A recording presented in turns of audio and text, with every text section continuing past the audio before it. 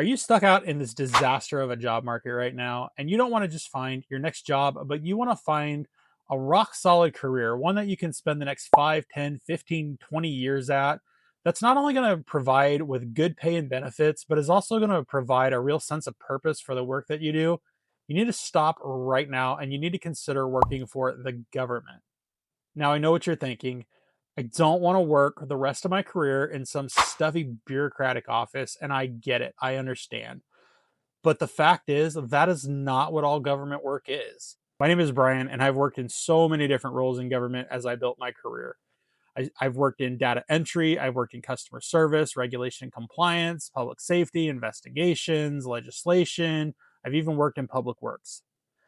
There are so many different roles in government. As I built my career, I did get a bachelor's degree and a master's degree in public administration along the way. And I moved to the point where I went from applying for a bunch of jobs to where I was the one sitting on the other side of the table reviewing candidates who were trying to either pivot in government or trying to get their break and their entry into government. And it's not easy. Out there, there's a lot of advice on resumes, applications, cover letters that are from a lot of recruiters and hiring managers from different corporations. And the fact is, that information does not always apply to when you're trying to work for the government. I have seen a lot of what does work and what doesn't work, what we look for, what we kind of tend to avoid. And that's the purpose of this channel. I want to bring the information to you that's going to help you not only be successful in working or getting hired by the government, but in just living your government career, so to speak. I have been in this role for many, many years. What I want to go over in this channel is just some of the key tips that I have found that work and don't work. And I want to bring that information to you so you don't keep submarining yourself as you're trying to find a role in government. I want to shorten your path to government work. I want to help you avoid the pitfalls that I fell into when I started. I probably applied for well over 100 government jobs back when I first started trying to get into government and just kept falling flat on my face, not getting interviews, just getting, profile updates that says like application reviewed, not selected, not moving on.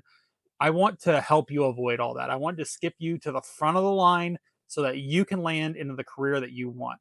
We're going to go over resumes, we're going to go over applications, we're going to go over cover letters, we're going to go over interviews, we're going to go over the certifications, degrees, education, everything that you might need to really solidify where you want to land in government.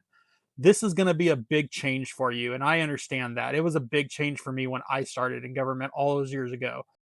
But if you're in the job market right now, that means you are probably looking for a change. I think that government is going to be a great change for a lot of you. It's not necessarily for everybody, but there is so much out there that there almost is something for anybody.